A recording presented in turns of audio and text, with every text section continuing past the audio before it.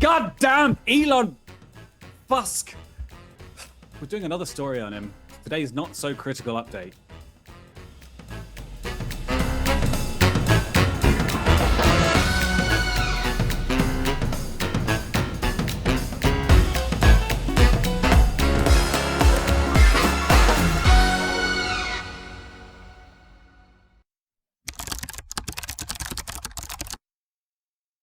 Despite the headline and the hero image, this story is not about Elon Musk. The story is about the terrible reporting and culture that we have in this country around the cult of corporations, the cult of capitalism. The point of this article is to praise Elon Musk as a visionary, strong leader because he has this strategy to eliminate emotion from his decision-making process and doesn't cloud the communication with any touchy-feely nonsense. So the core of the article is that strong leadership is making emotionless decisions and communicating without any tact. And I just am so sick of the way the complicit media supports this mythology that CEOs are heroes in any way whatsoever. There are good CEOs out there, but God, this whole idea of like what leadership is in our capitalist short-term gains, quarterly returns society is so broken. Capitalism has failed us. This guy is so good at getting attention. I don't think capitalism has failed. Maybe it's failed America, but like you look at a different approach to a capitalist democracy. Japan is a great example of doing it right. As a system, I think it's been quite successful. It's self-propagating and it's got an inherent defense system by the people who have an interest in keeping it running are the people that are at the top. But as a moral and ethical way of living, it's an utter failure. I don't think it was ever intended to be that, but you know.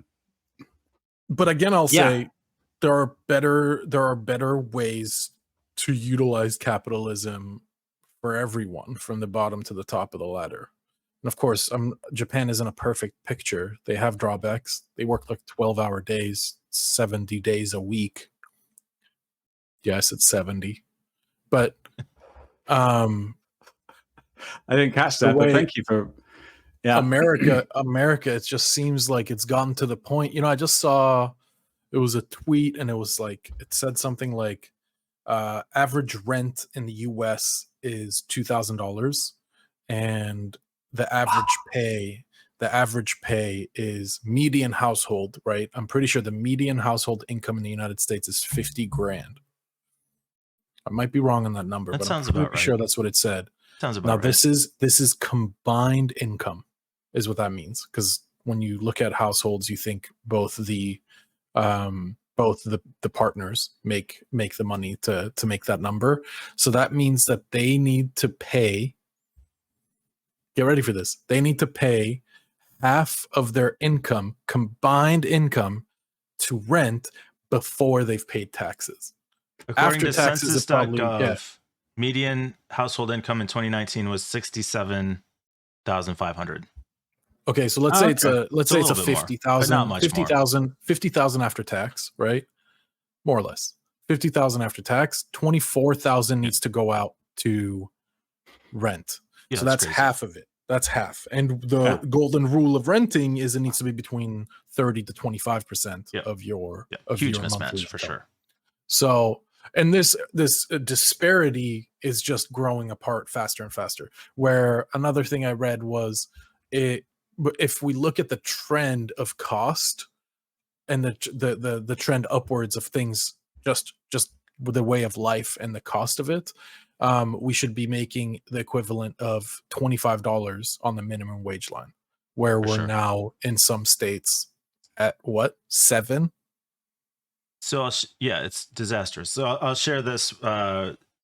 It's a graph of union membership compared to the share of income going to the top 10%. It seems like there might be some kind of correlation happening here. I'm not totally sure. Like there's some kind of pattern there. I don't know. Wow. Like maybe those things are connected somehow, but maybe we'll never know. Oh my word. That's those kind of graphs are really like, oh, hang on. What? Nothing could be done. Oh well. Yeah, it's totally unrelated data points here. Correlation does not imply causation, Mike. Sure. What are you saying? Sure. Obviously. Yeah. These are just someone's picked just cherry picking facts. Absolutely. Here. What are you talking about? Absolutely. Like, yeah. The more I hear about America, the more glad I am that I don't live there. To be honest, no offense to like everybody who's listening. It's a rough time. You guys right don't now. do a good job at selling it, and you live there, right? It's a rough time right now. But I mean, the UK isn't doing much better. I'll be honest. Fucking hell. I think that the one, it's really, is the word telegraphed right? It's very out in the open how bad America is, and telegraphed, yeah, how good, well, and how good it is, right? It's the whole world knows the standard of living in America. They know the gun problems. They know everything about America and everything that sucks, and also everything that's good. How much money you can make and how easy it is to make a lot of money here. And this is not something that's discussed about other first world countries. And I think this is a result partly because of Hollywood and how we have become this media empire for the rest of the world. Sure, you'll go watch your, local movies in Italy or wherever, but you're also going to go see the new Marvel movie, right? And you'll go see a TV show in your native language that was made at home, but you're also going to go watch the new whatever. So because of that, it kind of ties this mentality of also everything else that relates to America is important. And it fucking isn't. It really isn't. Yeah. I read an interesting thing this week. Yeah. I read an interesting thing this week. It was about how it's an old post to Hacker News about it compared the this kind of class system to being people playing so good at the carnival. A carnival, yeah, playing darts and a carnival, and how the rich, and it's to do with about entrepreneurs. Entrepreneurs, yeah.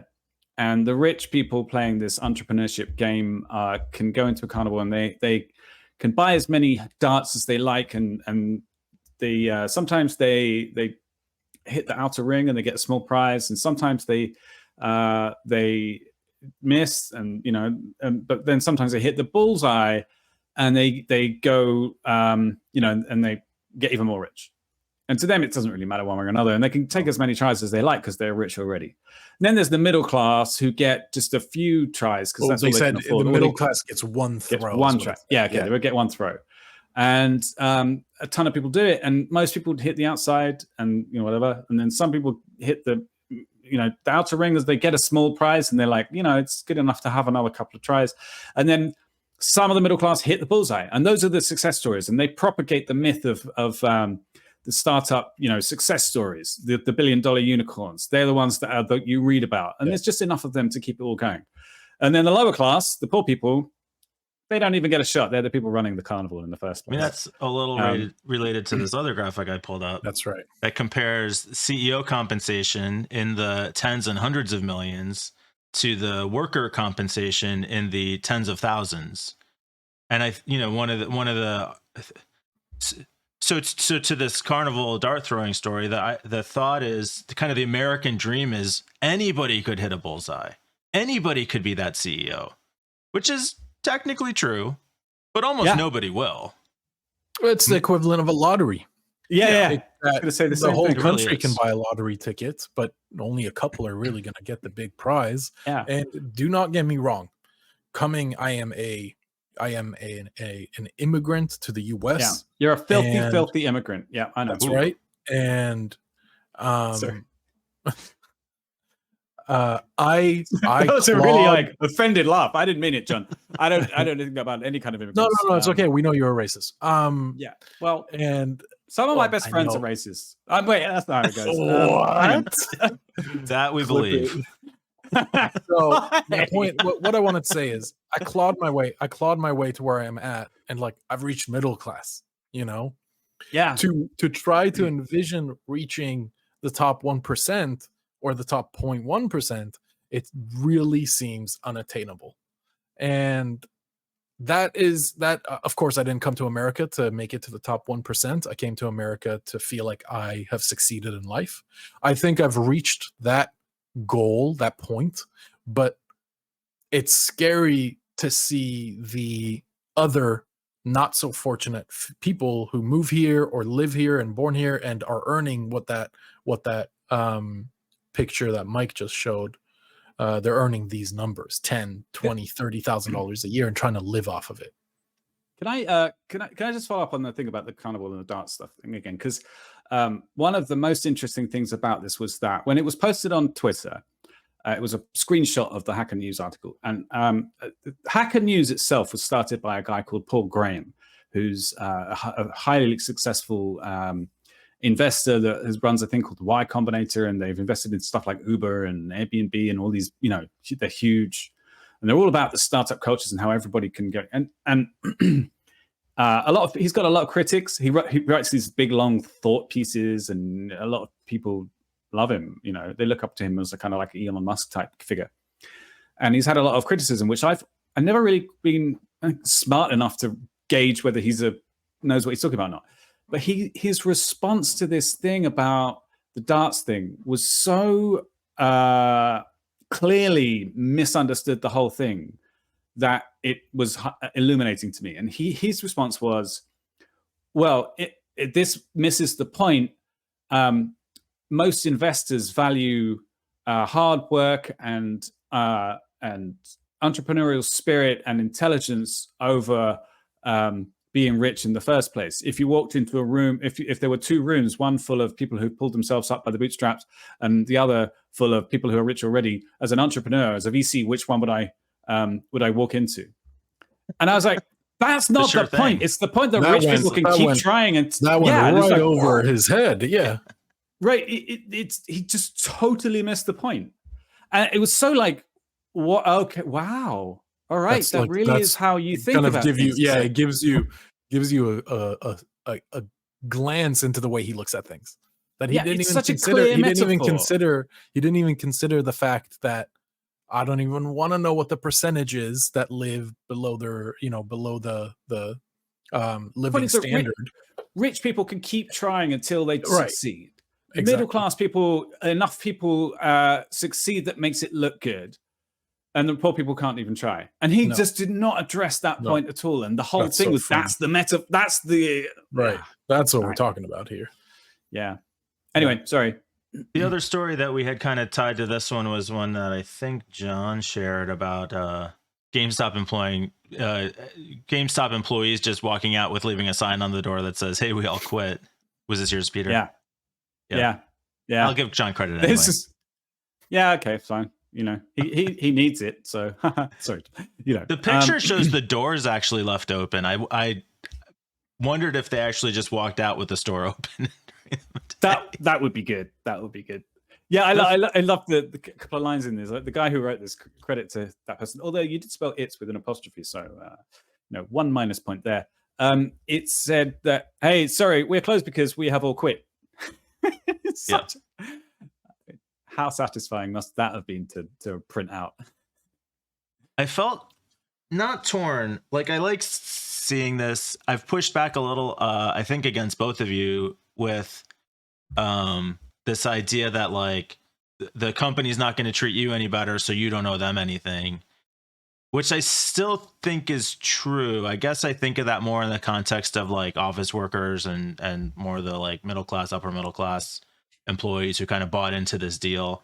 But these guys work, and going back to the chart that I put up, GameStop CEO makes $17 million. Average GameStop worker makes $12,000, which means you're not even dealing probably with full-time employees, because that would be like $6 an hour, which they couldn't even be paying that low. So if you're in that situation where you're getting paid almost nothing to do this unpleasant job, I don't blame these guys at all. No. Yeah, this was sorry, John. I was going to say no. Go ahead. Yeah.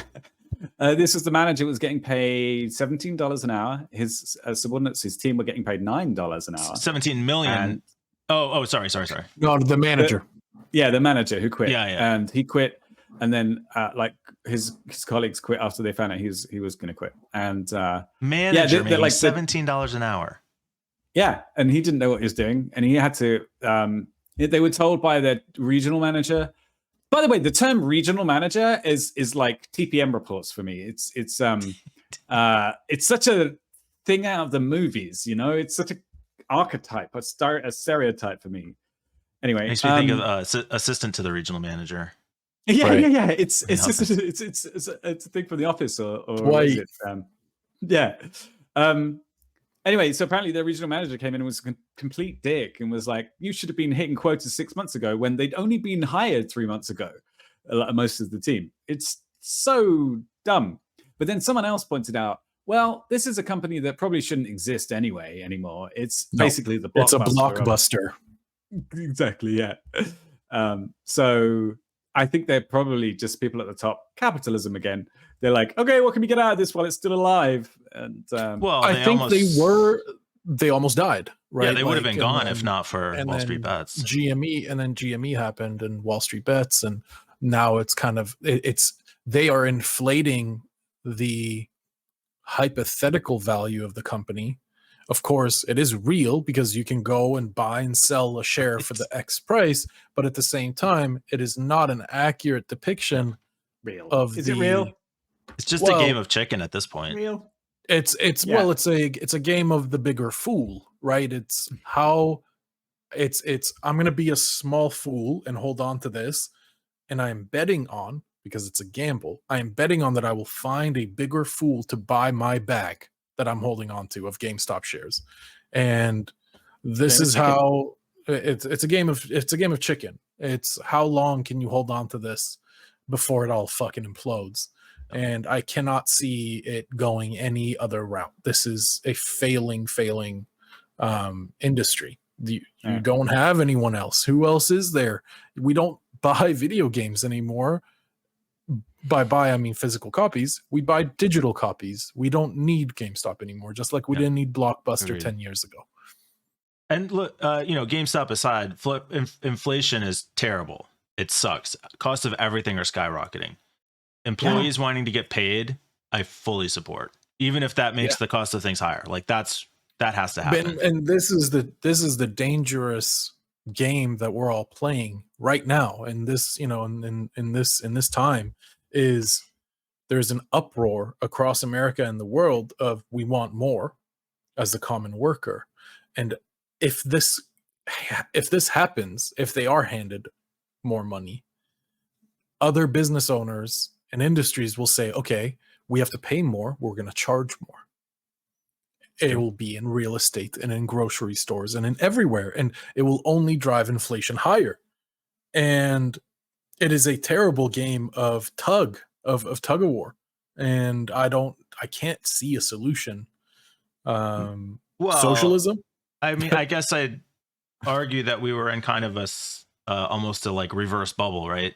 For decades, we've been relying on supply chain efficiencies that had been built up. We've been underpaying for services. We've been underpaying for goods for so long. Now I think we're finally seeing what it actually costs to do things in the world. And that feels like a shock to everyone.